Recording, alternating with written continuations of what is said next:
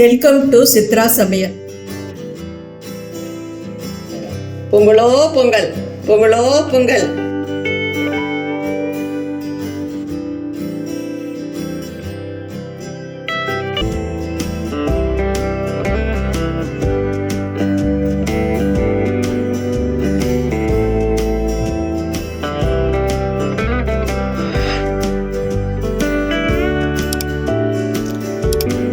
இன்னும் கொஞ்ச நாளில் பொங்கல் வரப்போகுது. நாம் தமிழ்நாட்டு பாரம்பரிய முறைப்படி சக்கரை பொங்கல் செய்ய போகிறோம்.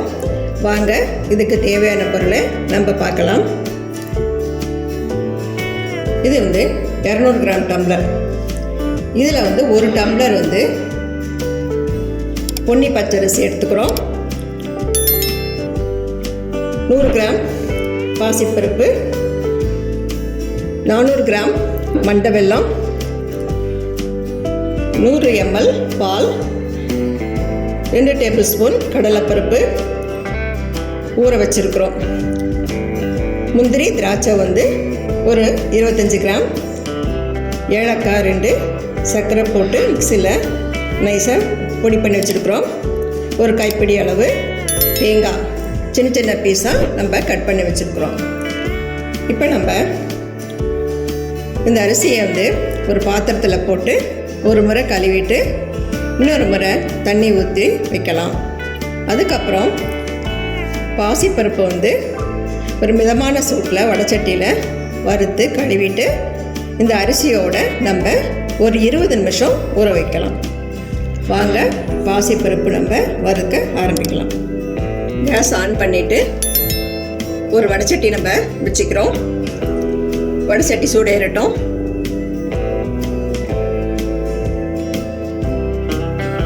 வடைச்சட்டி சூடேறிச்சு. இப்போ நம்ம பாசிப்பருப்பை மிதமான தீயில வறுத்து எடுத்துக்கலாம்.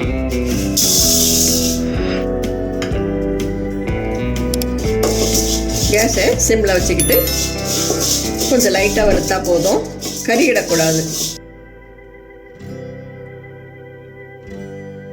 பாருங்க, இந்த மாதிரி வறுத்து எடுத்துக்கணும்.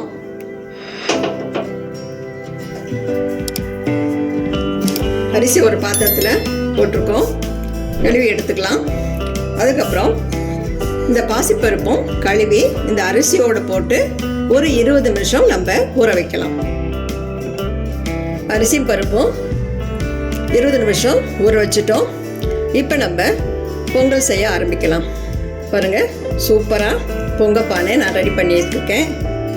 சுற்றி துண்ணூறுப்பட்டை மஞ்சள் குங்குமம் வச்சுருக்குறோம்.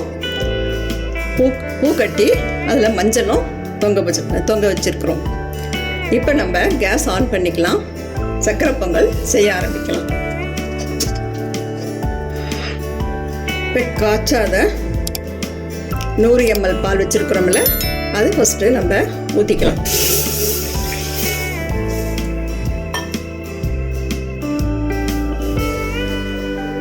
அரிசி பருப்பு களைஞ்சி வச்ச தண்ணி ஒரு டம்ளர் ஊற்றிக்கலாம்.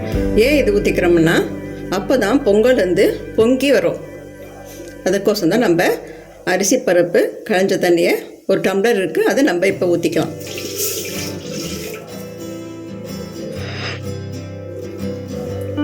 அதோட நம்ம 200 கிராம் தான் அரிசி எடுத்துருக்குறோம். இதே டம்ளரில் 4 டம்ளர் பச்சை தண்ணியை நம்ம இதோட ஊற்றிக்கலாம்.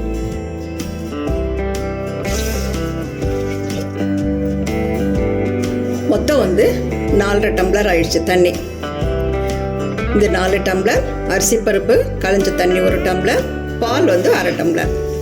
இப்போ ஹையில் நம்ம வச்சுக்கலாம். பொங்கலோ பொங்கல், பொங்கலோ பொங்கல். நல்லா பொங்கி வந்திருக்கு பார்த்தீங்களா? இப்போ நம்ம அடுப்பை சிம்மில் வச்சுட்டு நம்ம களைஞ்சி வச்சுக்கிற அரிசியும் பருப்பும் இதை போட்டு ஒரு கிண்டிடலாம். அரிசி பருப்பும் போட்டுட்டோம். இப்போ உடனே நம்ம ஒரு கிண்டிடலாம். ஏன்னா அது அடியில் போய் ஒட்டிக்கும், அடி பிடிச்சிரும். அடுப்பை மீடியம் சைஸில் வச்சு வேக விடலாம். பாருங்கள், சாதம் பருப்பு நல்லா குழைவா வெந்திருக்கு, தண்ணியோட சேர்த்து வெந்திருக்கு, நல்லா கரெக்டான பதத்தில். இப்போ நம்ம வெல்லத்தை போட்டோம்.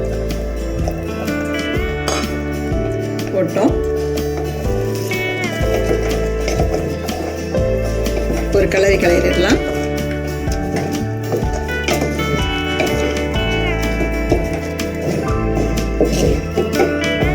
இப்போ ஒரு ஸ்பூன் நெய் விட்டுக்கலாம். பாருங்க, ஒரு ஸ்பூன் நெய் விட்டுக்கலாம்.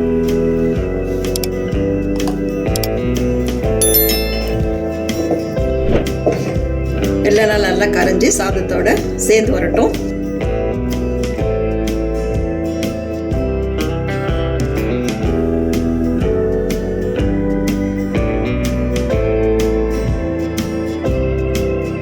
எல்லாம் சேர்ந்து வெல்லத்தோட சேர்ந்து நல்லா வெந்திருக்கு. பாருங்க, சூப்பரா கமகமன்னு வாசனை வருது. பாருங்க, சூப்பரா வந்திருக்கு. சாதமும் நல்லா குழைவா வெந்திருக்குது.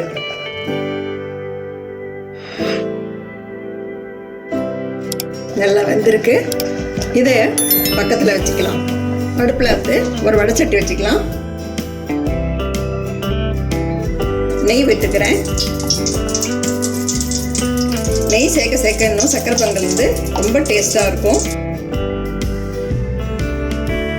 நெய் காஞ்சிருச்சு. இப்போ ஸ்லோவில் வச்சுக்கிட்டோம். திராட்சை முந்திரி ஃபஸ்ட்டு போட்டுக்கலாம்.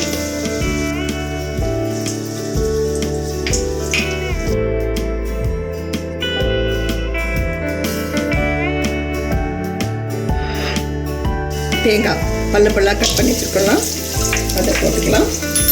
கூட ஏலக்காய் சர்க்கரை போட்டு மிக்சியில் அடித்து வச்சுருக்குறோம், அதையும் போட்டுக்கலாம்.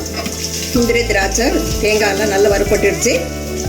இதை இப்போ சர்க்கரை பொங்கலில் ஊற்றிடலாம்.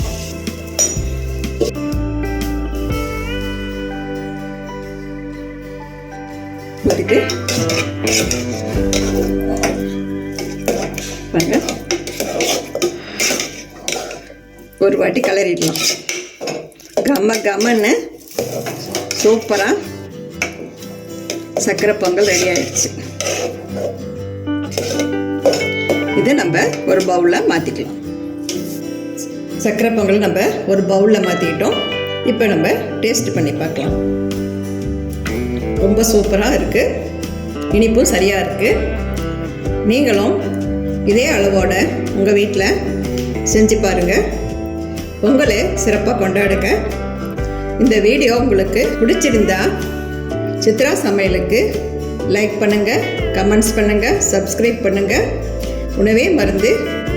மிக்க நன்றி. இந்த வீடியோ உங்களுக்கு பிடிச்சிருந்தா சித்ரா சமையலுக்கு லைக் பண்ணுங்க, ஷேர் பண்ணுங்க, சப்ஸ்கிரைப் பண்ணுங்க. உங்களுடைய கருத்துக்களை கமெண்ட் செக்ஷன்ல பதிவு பண்ணுங்க. உணவே மருந்து.